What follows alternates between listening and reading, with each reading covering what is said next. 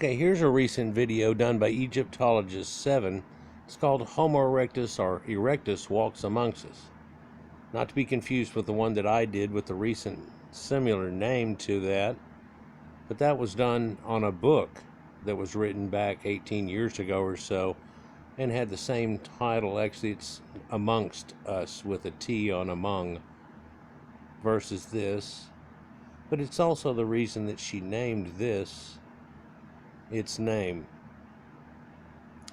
In this, she makes connections with quite a few genetic papers, and it's going to be a long one here, so you might want to pause it and grab a cup of coffee, and we'll probably go into part 2. If it does, it'll be in your top left-hand corner when it comes to such. I recently did a video where it showed this same intro here, and she used it inside this video and contacted me back about this. She's had about 5 too many things going on recently, and we're lucky that she put out a video, but I think I sparked her to help finish off a video that she was partially working on, and it gave her a connective that helped out. We texted back and forth quite a bit. She put out the video, and then I had some questions, and we talked for about 3.5 hours about this a lot, but we also had a lot of catching up to do. Anyhow, regardless, in that, I got to ask her a lot of questions, and we went through parts of the video that I had a couple of questions on, or just, well-rounding the concept of what she was saying and showing in part of it. But there were still 2 ideas that are left a little wide open, and there are also 2 places where there's kind of a different subset of ideas on which way it could go, but we'll try to get there and talk about it whenever we do.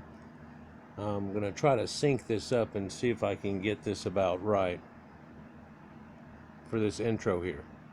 Listen. This is a replica of a skull from Nigeria, and it was dug up in 1965 by Thurston Shaw and his team, an archaeologist. It is about 13,000 years old, and my colleague Katerina Avati used a new technique of digitizing the surface of the skull in 1972, and she found, as I did, that it does not look like recent African material. So here we've got a recent African skull, and here's the skull from Iwo Eleru in Nigeria. You can see that this skull is much longer, it's much lower, and all in all, it's got a much more what we could call primitive appearance, even though it's only 13,000 years old. And in Katerina's analyses, she found that the nearest neighbour, in terms of the overall shape of the skull, was this specimen from Tanzania, from a site called Ngaloba, which is, we think, about 140,000 years old. So you've got a specimen that's only 13,000 years old, but it looks like it should be, another 100,000 years older in terms of its shape. So what's going on? So this suggests that human evolution in Africa was more complex, that the transition to modern humans was not a straight kind of transition and then a cut-off. The archaic humans did not necessarily die away once they'd given rise to modern humans. They may have been living in some parts of Africa alongside, in a sense, their descendants, and perhaps exchanging genes with them, just as Neanderthals seem to have interbred with people outside of Africa. Archaic humans in Africa could have been interbreeding with modern humans inside of Africa, and this skull may show a reflection of that interbreeding between archaic and modern humans.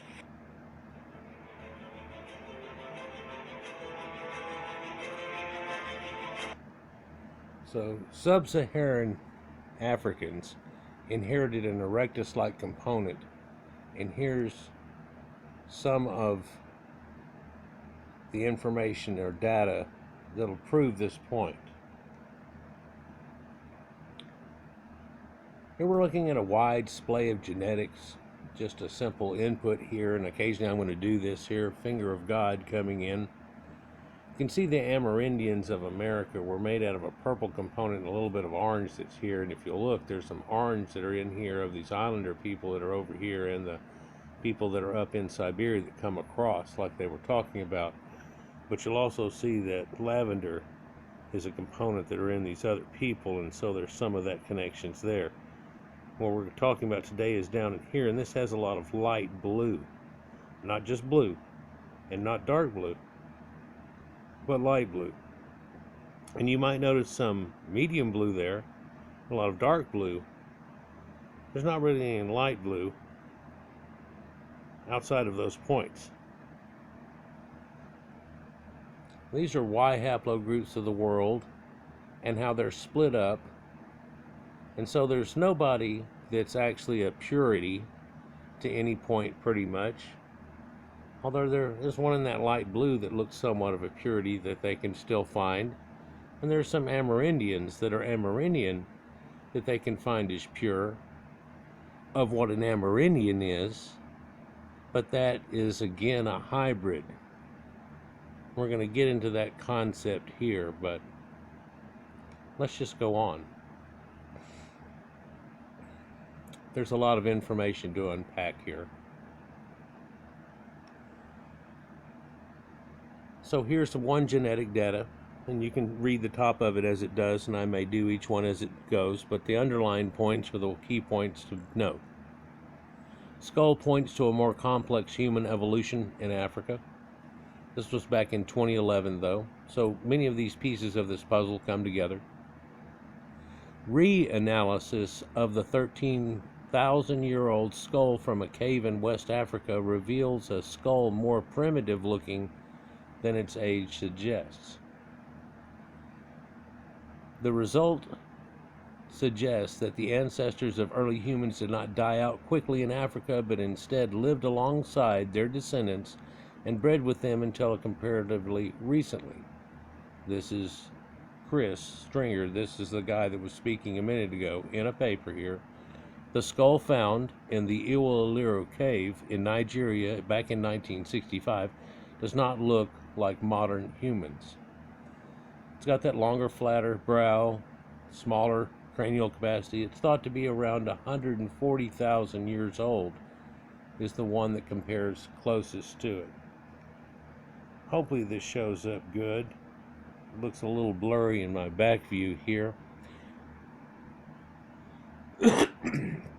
The archaeological record reflects that the populations with a mixture of modern and archaic skeletal features coexisted in the same place and at the same time in Africa for tens of thousands of years, providing opportunity for admixture inside of Africa compared with outside of Africa.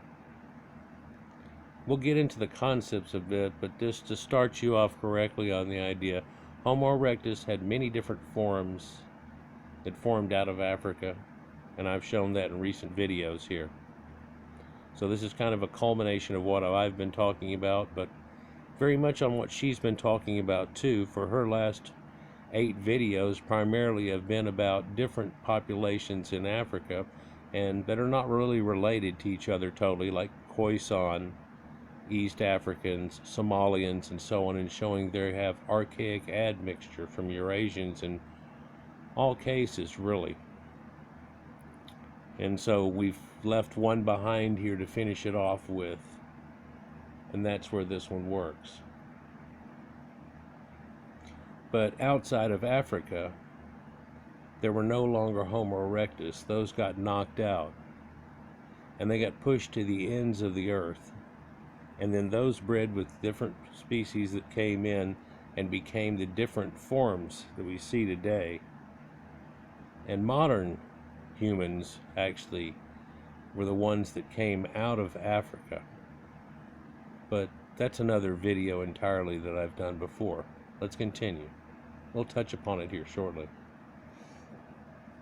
But the out of Africa concept is definitely blended into this for what you might think. Sub-Saharan genomes contain more long diverged haplotypes than non-Africans. And these diverged haplotypes are what we would expect to observe if archaic admixture did in fact occur. By archaic admixture, archaic just means old or elder, or from a hominid, retrogressive if you will. Late Pleistocene and early Holocene modern human specimens in Africa exhibit distinctive characteristics and higher phenotypic diversity in contrast to recent African populations. So this is before the last ice age.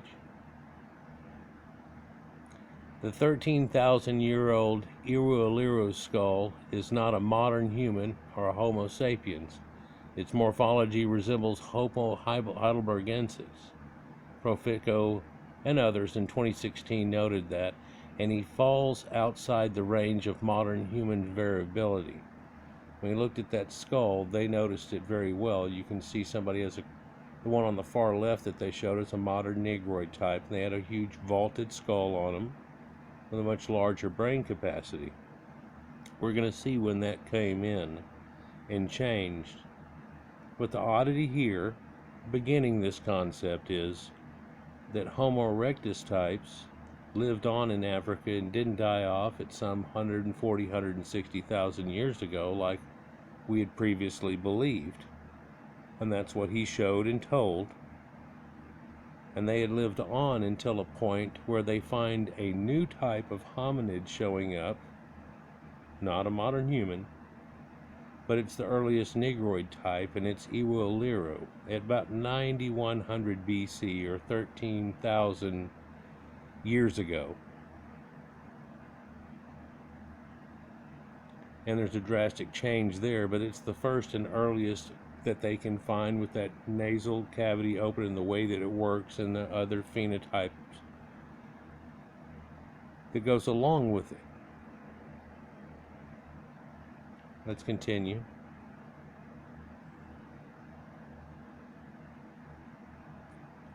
Irualiru is evidence that a non-Homo sapien lineage persisted inside Africa until relatively recently and represents a large ancestral component of a non-modern Homo lineage within sub-Saharan West Africans.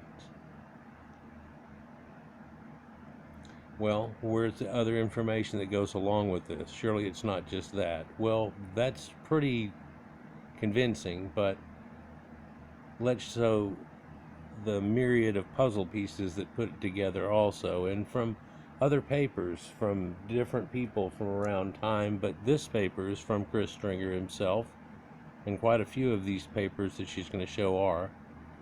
Their analysis indicated that Irualiru possesses neurocranial morphology intermediate shape between archaic hominins like Neanderthal and Homo erectus, not modern humans. And this morphology is outside the range of modern human variability in the PCA and CBA analysis. So this is still a form of Homo erectus. A lot of the Homo erectus forms that we look at actually have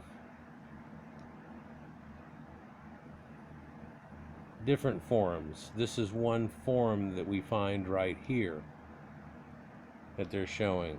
But they find the out of Africa forms, there's a myriad of them too, and some of them look kind of Neanderthal-y, Cro-Maggy.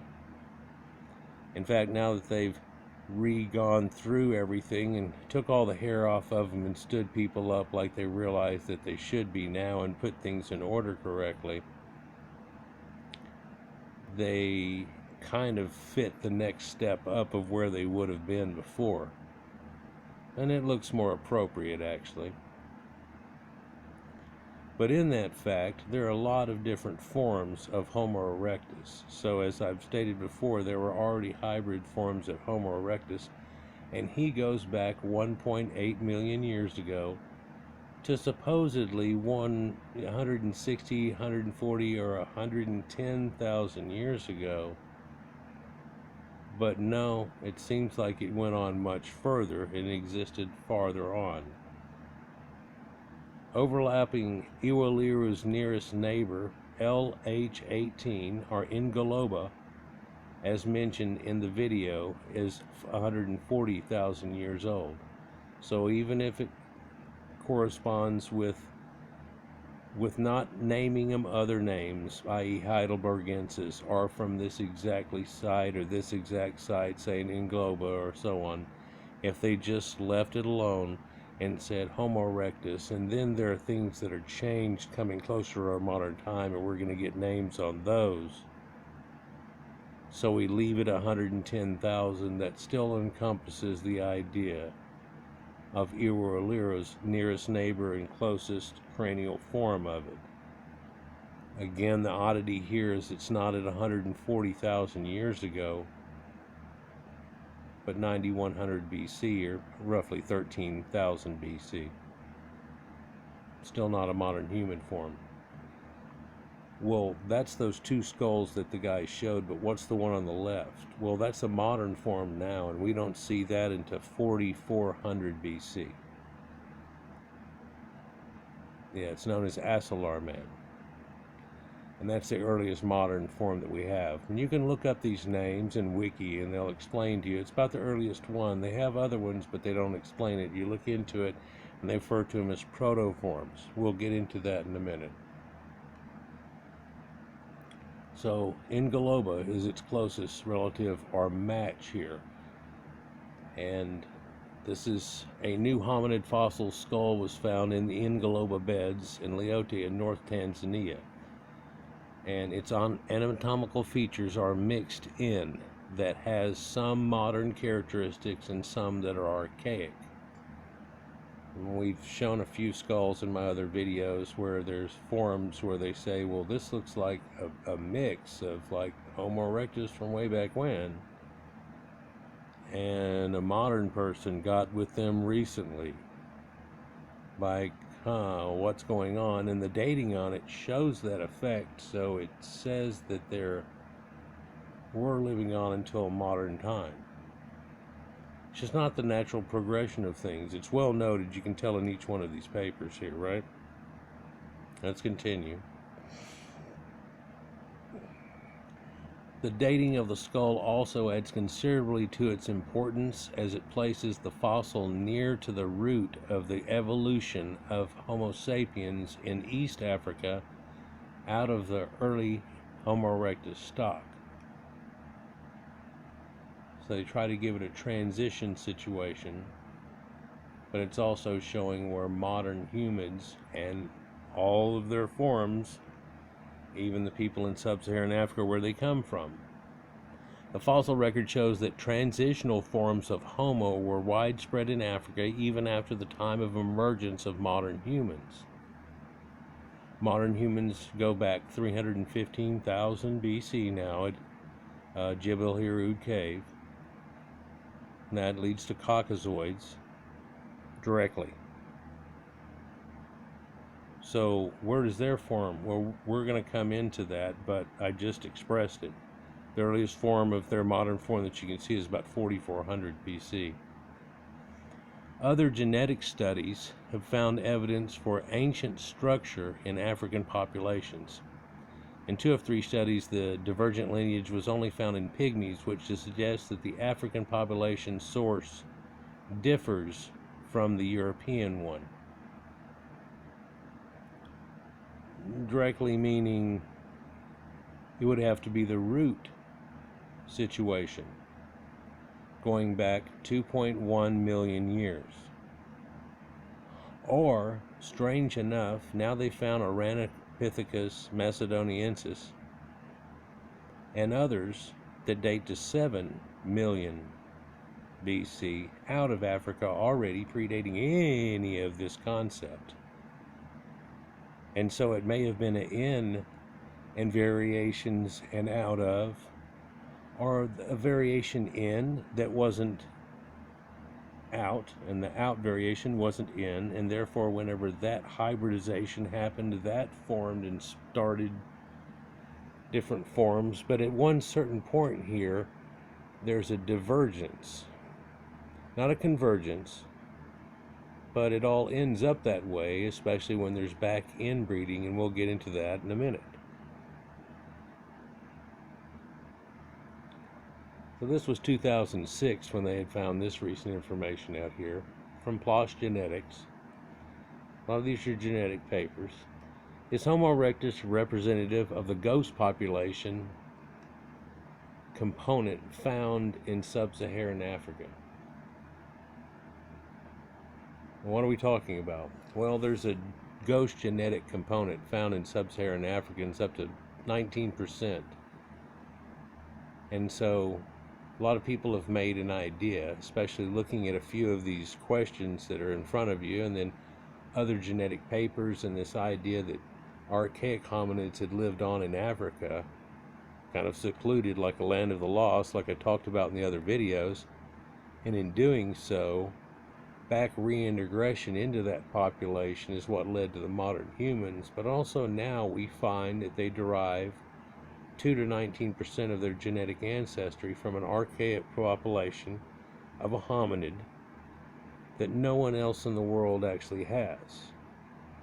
This is nothing new for us. We know that, modern Europeans have 2 to 4% of a Neanderthal genetics, and that islanders and Orientals actually have some Denisovan in their admix that they have of an archaic hominid, leading to a change. But see, each one of those is also a different creature. Things keep happening like this over and over again. In fact, recently I did a video about a Neanderthal type that really looks more like Gimli from Lord of the Rings. That one type was found in Israel, and another exactly same form seems to have been found over in the edge of China, called Dragon Man. And that throws another kink in the idea, but of course that's to the people that are out of Africa, and might have led to the difference of the Oriental type people and Eskimoid type people than there is in the other human populations all across Europe, if you will. I'm not to worry nowadays about being so racial. Just try to look at things in a third person point of view in science. So lines of evidence for archaic integration into West African populations. These populations derive 2 to 19% of their ancestry from an archaic population that diverged before the split of Neanderthals and modern humans. What? They can look in the genetics, and of course figuring it out, and who has what, and if you don't have any of these genes, this must have happened way before Neanderthal came about and modern humans, that there was a split. Otherwise, people would all have the same thing, right? It would all come down in a pretty easy lineage, and none of this genetics, as we get into it, is looking like it's going to be real pat easy. It's not a kid puzzle with big pieces. It's one of those that's just got a bunch of flowers in it, so you don't know what goes where, and it's hard to put them all together, and it's 1,000 or 1,200 piece puzzle. But she does a great job of putting it together here. Let's continue.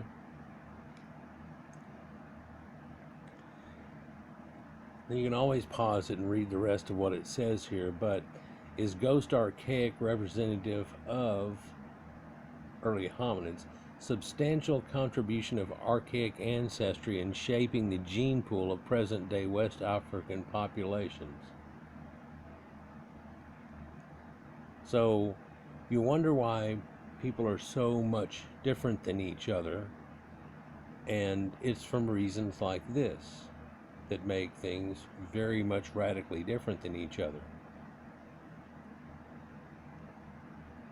Makes sense once you find out about it all, but I'm sure there's another layer to this that we haven't quite gotten into yet, and there'll be more finds that make this either more solid or drift us to a slight different conclusion. But yet at this point, with all the data we have in front of us, this seems to be it. Recovering signals of ghost archaic integration. Archaic forms persisted in Africa until fairly recently, as we were talking Homo erectus forms. Alternately, the archaic population could have integrated earlier into modern human population, which then subsequently inbred. it is possible that the history of African populations includes genetic contributions from multiple divergent populations, as evidenced by the large effective population size associated with the integration of archaic population, or the recent fossils that they show with archaic features.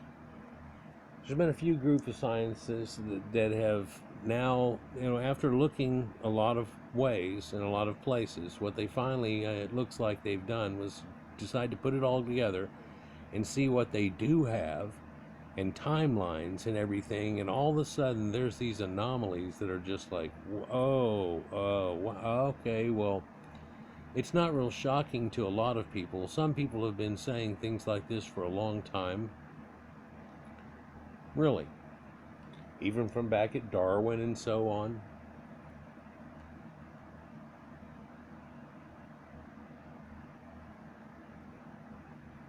This is from 2020. The DNA from this ghost population makes up between 2 and 19% of the genetic ancestry in modern West Africans. The unknown archaic human population likely lived in West Africa between 360,000 to 1 million years ago and made it across species with the ancestors to modern man, CNN reports. So in other words, this may have been at the divergent point in the first place, or at least there was one then, but then we also know there was another one, and first reports on it were that it was about 35,000 BC, give or take, around, because they were getting that idea of being able to track back and figure it out. And now I think they've pegged it at like 43,000 years ago or something around that range. May have been even a little more, but it's right in that type of range. And so it strangely looks like people that had gone, modern humans already, gone out of Africa, came right back in, just like they were, and reintegressed into the populations of still archaic hominids that were living in Africa. See? So 2 to 19% of the genetic ancestry in extant West African derives from a population that diverged before the split time of Neanderthals and modern humans. Well before. But if Neanderthals are only found outside of Africa, you have to figure that into another concept of whenever you're going to go with it too. Anything that led to anything that came out of Africa ever, including Australoids and islanders, anything, doesn't seem to show any of this. Or if it ever made it out, it never existed any longer. It never carried on even to a small degree within any population that we found so far. Iwaliru and the possibility of multiple other groups could be members of this population. So not only could that, well, in fact, there are multiple recent African specimens that lack modernity, such as Boskop at 12 to 14,000 years ago, right before the Younger Dryas event, Fish Hook at 5,000 years ago, and that's one of the ones they'll mention too, but it's not modern. And they overlap those of living South Africans, suggesting integration and close relationship. There's a map she'll show here in a little while. I don't know how long until we get to it, but it'll show you the ranges of some of these people and where they really are, because Africa's huge. So at 1 million years ago, Homo heidelbergensis or Homo erectus are both excellent candidates for this. Homo heidelbergensis is a more modern form of him. I think there are a few other modern forms. And what's the difference between Heidelberg and Homo erectus?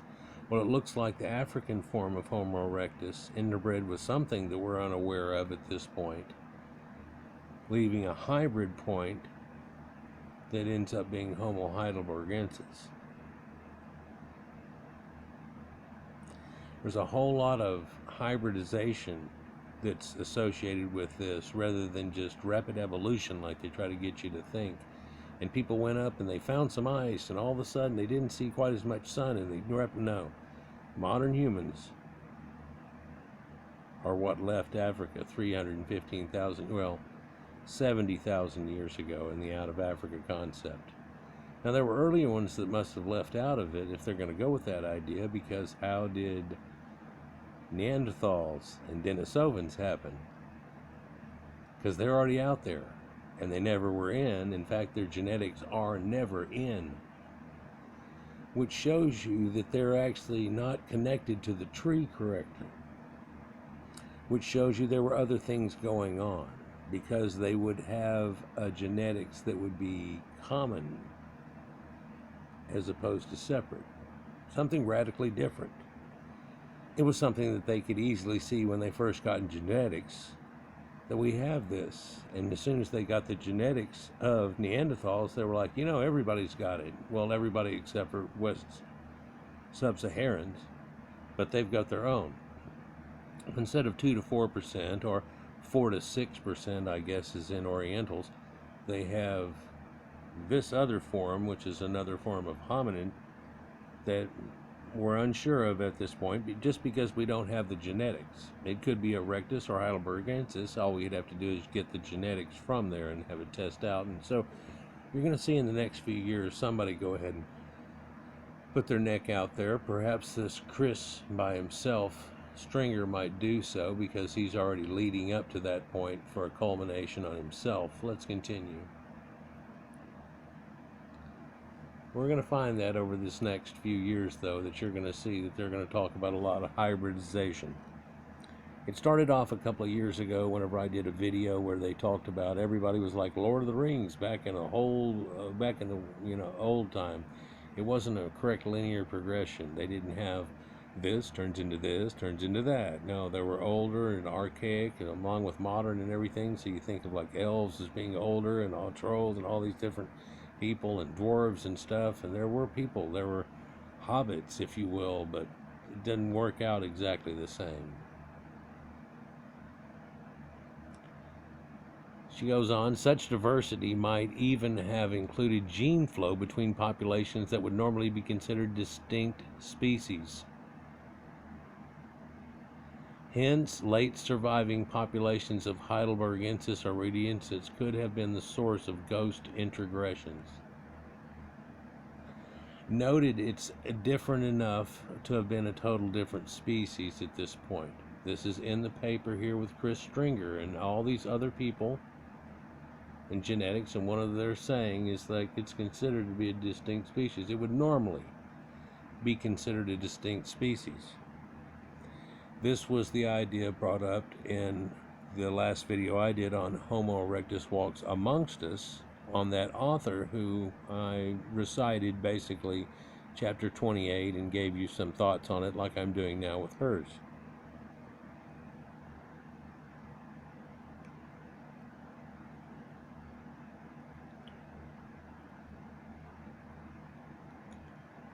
This is consistent with the studies about deep population substructure of late Pleistocene African populations, isolation, diversification, and archaic ghost population admixture.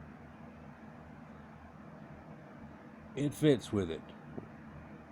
Everything so far fits, but there's more. There's good pieces of the puzzle which fit, and it's one of those pieces of the puzzle that whenever you snap it in place, you go, oh, I can tell you what it is. This is a giraffe. Yeah. Iwaliru skull from a rock shelter in western Nigeria showed that the hominid material may be identified as Proto-Negro. So at 13,000-year-old, Iwaliru is described as being proto. So it was a form that was going to lead into it, but nowhere near a modern human. You saw this in the skulls in the very first point. It was distinct. Well, the first two aren't distinct, but the third one sure was. There's a reason for that, and we'll get to that soon. It might be in part 2.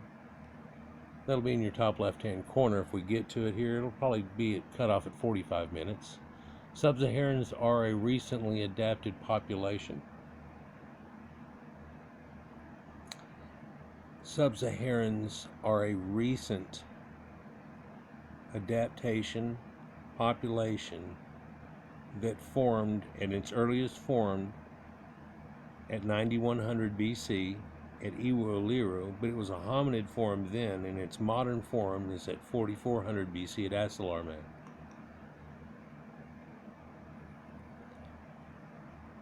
The Negro clearly begins to emerge during the terminal Pleistocene or early Pleistocene period. What are they talking about there? That's the end of the last ice age. That fits along with the timeline I've just spoken. Indigenous Negro populations emerging in Africa from the older Paleolithic stock. So that's the point they emerged, not earlier points, like it happened with others on the planet already, or modern humans, Homo sapiens, showing up at 315,000 BC. African modern populations resemble worldwide populations, not extant black Africans. At this point, right before this point, there's no one on the planet that has a Negroid phenotype. There's a Proto-Oriental type, an Islander type happening already, and there are modern human, which seems to stretch back at least 70,000 years, leading into Cro-Magnon man, which they renamed because it's modern humans, and we'll get to that here shortly too. And the difference in that point, and the fact that one was a recent hominid and was hybrid into its modern form from the other one, basically is what we're getting to here shortly. Let's continue.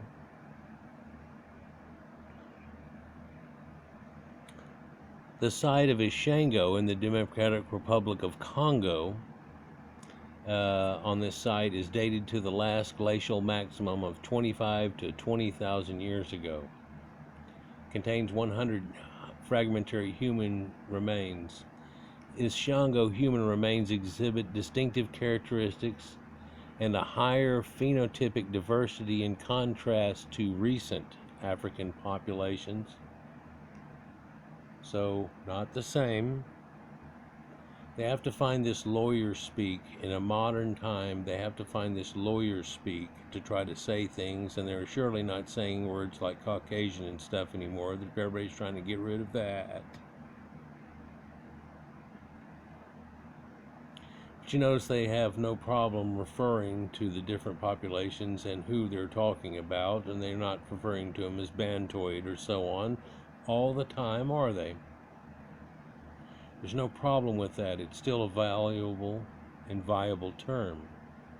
These ELSA human remains have more affinities with middle to early late Pleistocene fossils worldwide than with extant local African populations.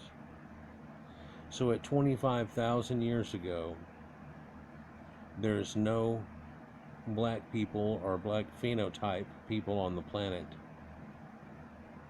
There might be already in Australia trapped over there, but they're not related whatsoever. The islanders, anybody with a dark skin like black people try to, no. It's not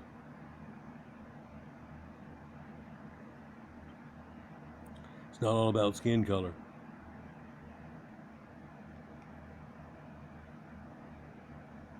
Genetics has a way of proving things over time that before were always just conjectures and so on. I'm sure science is being called racist at this very moment.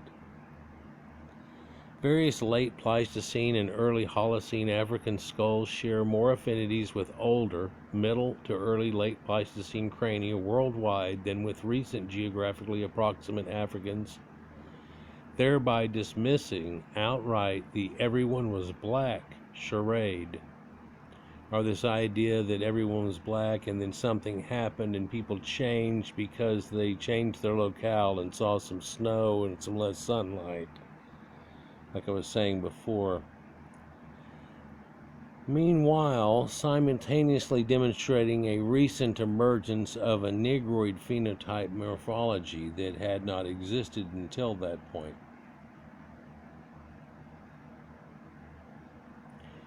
Pretty important whenever you put that together right there and go, oh, well, oh, that's how it worked out. Well, yeah, they're showing all these skulls of these ancient primitives still living on to a modern day that got admixed. Who did these early late Stone Age ELSA human remains share affinity with? So, who's all running around in Africa, I guess, before they even happened? Who are they looking like? Well, late Stone Age hominid skeletal material in the Cape province showed European and Negro characteristics, but probably represented a pre-Bushman, pre-Negroid type. Okay.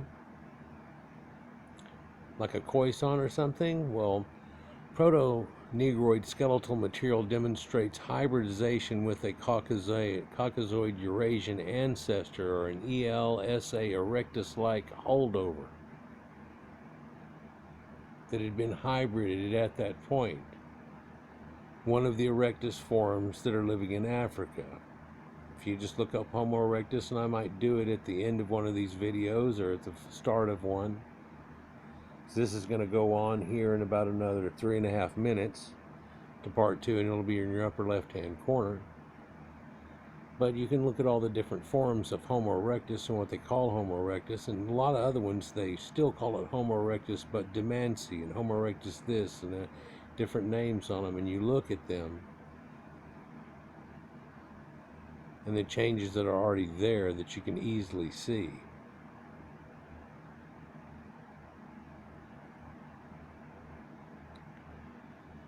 So the South African Hofmeyr site that I did videos about 3 years ago now provides insight into the morphology of the Paleolithic Eurasians in Africa at 36,000 years ago.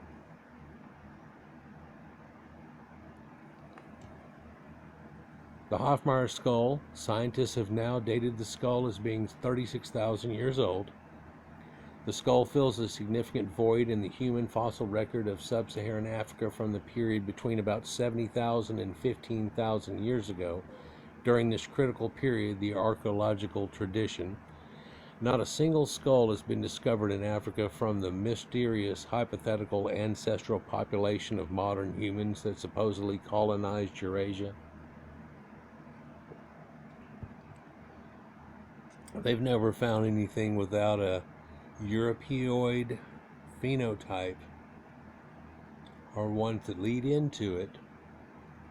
Even though you consider Homo Neanderthal, that is a man that lived out there. Cro-Magnon has been renamed, as I said before. There's none outside of Eurasia.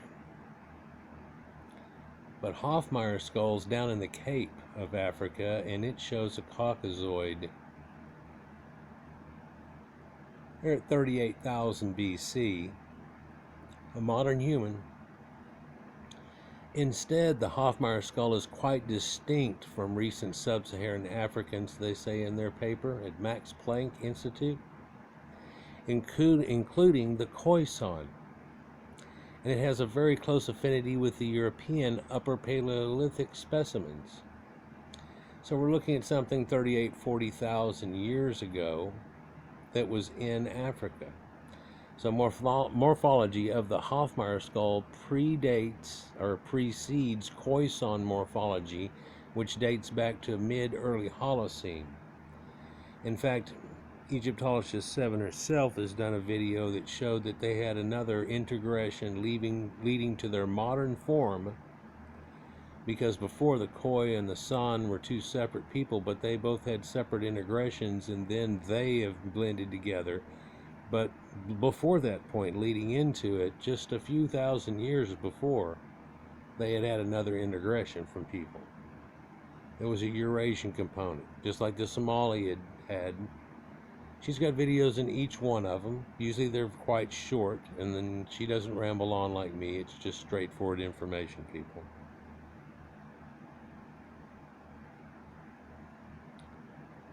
So the Hofmeyr skull, again, there, but we also have, well, she tells you here the out of Africa theory has nothing to support it.